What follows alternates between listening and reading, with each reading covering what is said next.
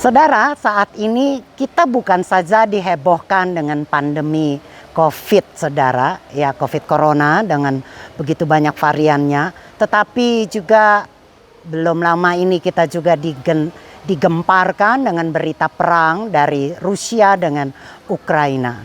Dan timbullah begitu banyak pendapat yang mengatakan bahwa inilah tanda akhir zaman, di mana memang dijelaskan di dalam Alkitab bahwa tanda-tanda akhir zaman itu berupa perang yang terjadi begitu sering, gempa bumi, bencana alam, dan sebagainya. Dan diperkirakan karena kita juga belum lama juga mengalami begitu banyak gempa bumi dengan perang dan sebagainya, maka banyak pendapat mengatakan kita lagi memasuki akhir zaman. Lukas 17, saya teringat tentang akhir zaman di Lukas 17 ayat ke-26 sampai ke-30 saya bacakan saudara. Dan sama seperti terjadi pada zaman Nuh, demikian pula lah halnya kelak pada hari Anak Manusia. Mereka makan dan minum, mereka kawin dan dikawinkan, sampai kepada hari Nuh masuk ke dalam bahtera. Lalu datanglah air bah dan membinasakan mereka semua. Demikian juga seperti yang terjadi di zaman Lot. Mereka makan dan minum, mereka membeli dan menjual, mereka menanam dan membangun. Tetapi pada hari Lot pergi keluar dari Sodom, turunlah hujan api dan hujan belerang dari langit dan membinasakan mereka semua. Demikianlah halnya kelak pada hari di mana Anak Manusia menyatakan dirinya. Nah saudara, dikatakan saudara di zaman Lot itu kawin mengawinkan, ya, menjual membeli, bahkan saudara, ya, kerusakan zaman itu begitu parah sehingga bukan saja kawin mengawinkan tetapi juga saudara gay, homoseksual, di mana hubungan sesama jenis juga terjadi di kota itu. Dosa begitu luar biasa bejatnya sehingga kota itu ingin dimusnahkan.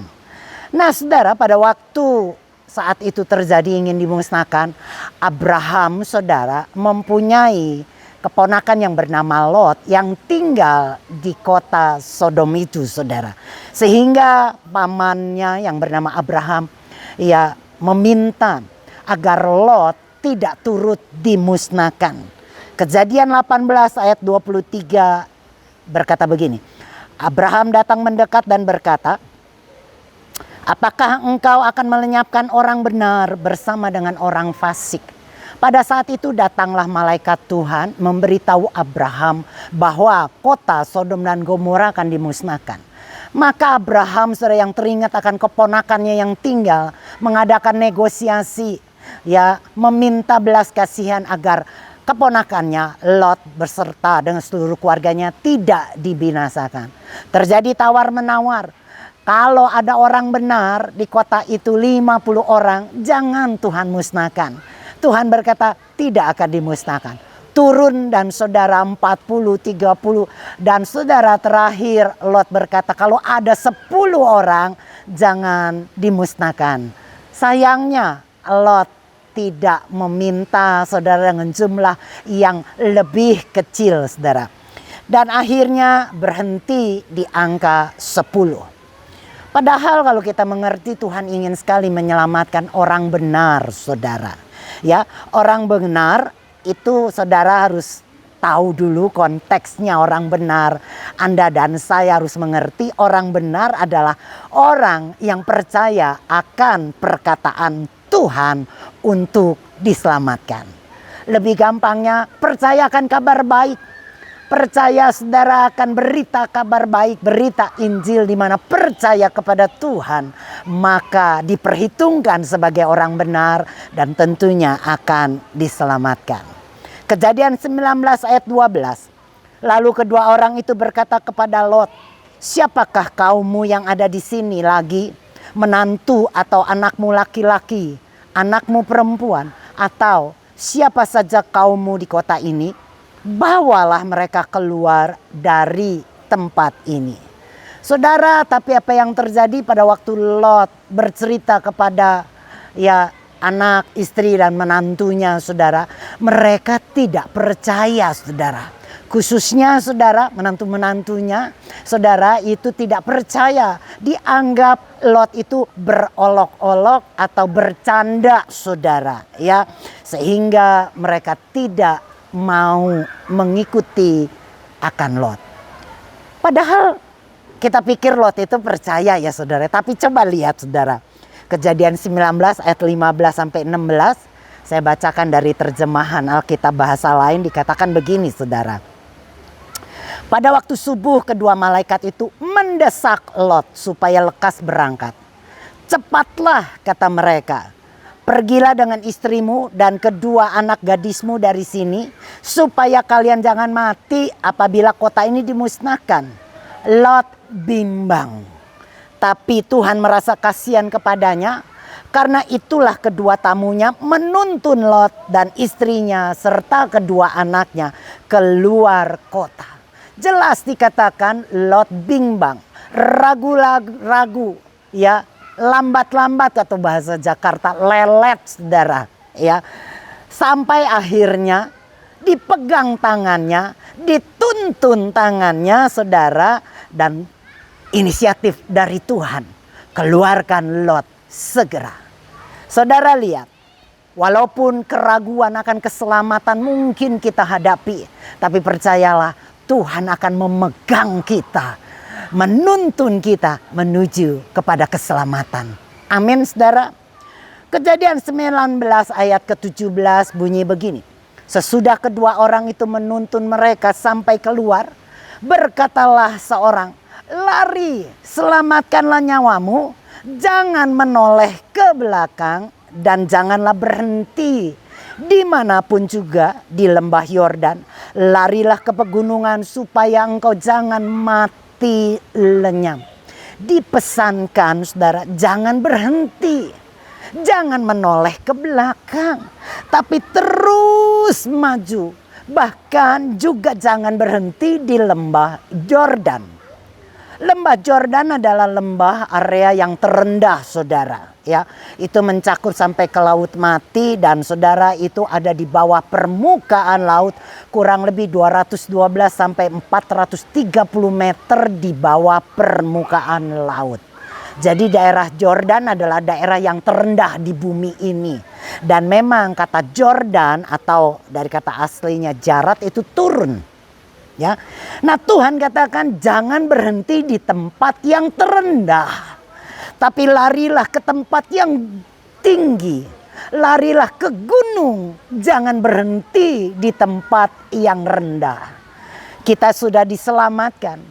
Amin, saudara. Tapi Tuhan inginkan kita jangan berhenti di situ. Jangan berhenti di tempat yang rendah.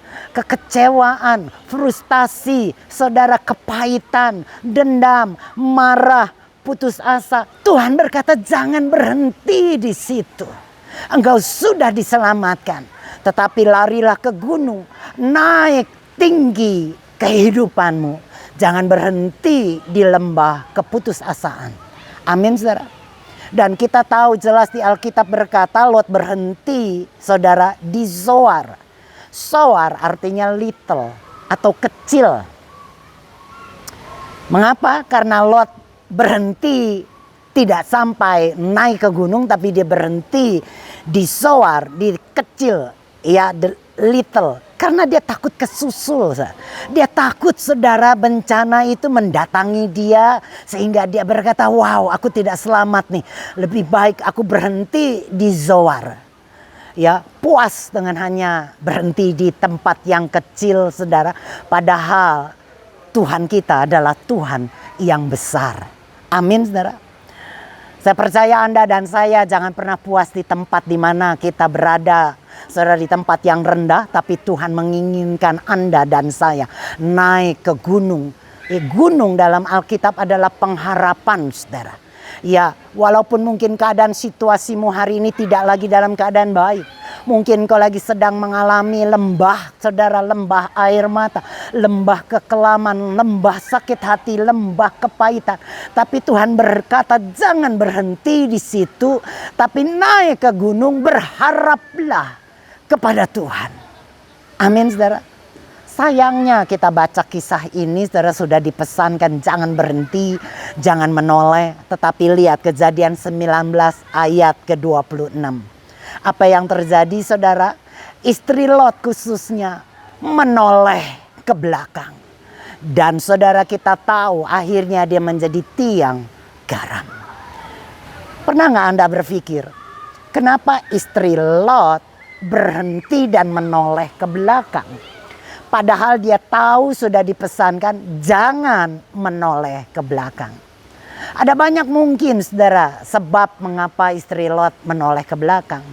Tetapi menurut saya, saudara, menurut saya kemungkinan, saudara, dia tidak rela meninggalkan apa yang ada di belakangnya.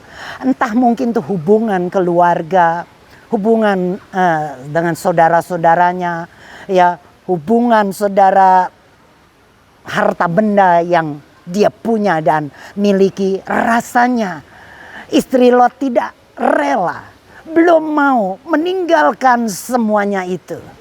Dia tidak mau maju dan terus berlari ke gunung. Karena memang kadang-kala kita merasa nyaman di tempat kita berada. Pada waktu situasi tidak memungkinkan, kita kadang-kala putus harapan dan berkata enggak mau lagi berharap. Karena takut pengharapan itu mengecewakan. Biarlah saya boleh ada di tempat ini walaupun kelihatannya kecil, kelihatannya tidak berarti, nggak apa-apa deh pokoknya yang penting aman saja. Karena tidak mau melakukan hal-hal yang besar, karena takut, saudara, takut tidak tercapai. Saya percaya Tuhan menginginkan Anda dan saya, anak-anaknya, yang mempunyai mimpi-mimpi yang besar, mempunyai cita-cita yang besar. Tuhan kita besar. Untuk itu dia ingin Anda dan saya, anak-anaknya juga punya impian yang besar. Jangan disowar, jangan berhenti. Apalagi keterikatan kita dengan harta, dengan hubungan saudara, dengan orang lain yang membuat kita tidak bisa maju. Hubungan kita yang mungkin dengan kepahitan, kekecewaan, saudara, dengan frustasi yang membuat kita tidak bisa melangkah ke gunung pengharapan.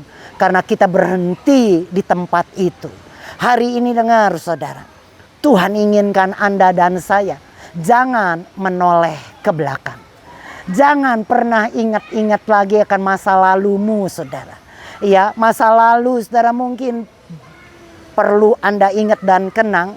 Tapi masa lalu janganlah menghambat akan kita yang mau maju. Masa lalu, saudara, tidak boleh menghambat kita untuk lari ke dalam pengharapan ke gunungnya Tuhan. Kita boleh kecewa tahun lalu. Kita mungkin boleh putus asa di bulan lalu. Tetapi Tuhan, saudara, memberikan dan terus memberikan kita akan pengharapan. Dan Roma katakan pengharapan di dalam Tuhan tidak pernah mengecewakan. Kalau Anda berharap kepada manusia, mungkin Anda kecewa. Tapi saya percaya dan jamin waktu Anda menaruh pengharapanmu kepada Dia, maka Dia yang berjanji setia adanya tidak akan mengecewakan kita. Amin, saudara. Akhir zaman kemungkinan memang sudah sangat dekat dan kita sudah melihat tanda-tandanya. Tetapi Tuhan berkata, saudara, mari kita maju terus. Ya, jangan pikirkan, jangan menoleh ke belakang dan jangan berhenti di Yordan. Jangan berhenti di kota Soar, tetapi Tuhan mengharapkan dan menginginkan kita untuk kita terus maju. Kesulitan mungkin ada di depan Anda. Pandemi, kesulitan kita mencari mungkin nafkah kita sehari-hari. Heboh di mana minyak, saudara, sulit didapat. Bahkan di beberapa negara sudah tidak lagi ada pemasukan tepung terigu maupun gas, listrik dan sebagainya. Wah, kalau kita pikirkan kita mungkin menjadi takut, saudara. Tapi percayalah Tuhan ada bersama kita. Jangan pikirkan itu, teruslah maju dalam pengharapan. Orang berkata tahun ini adalah tahun yang sulit, tapi saya berkata kepada Anda, kepada diri saya, tahun ini adalah tahun keberkatan. Saya tidak berhenti di tempat yang rendah. Mungkin pernah gagal, tapi bersama Tuhan saya akan meraih kesuksesan. Amin, saudara. Pengharapan kita, gunung pengharapan kita adalah di dalam Yesus Kristus. Amin. Saya berdoa bagi Anda, biarlah kita tahun ini boleh terus lari dan terus lari. Jangan menoleh ke belakang masa lalumu. Jangan menoleh ke belakangan kepahitan, frustasimu, kekalahanmu. Tapi biar engkau pandang dan terus maju karena Yesus ada di depanmu. Shalom bagi kita, shalom bagi Indonesia, shalom bagi kita semua. Amin, saudara.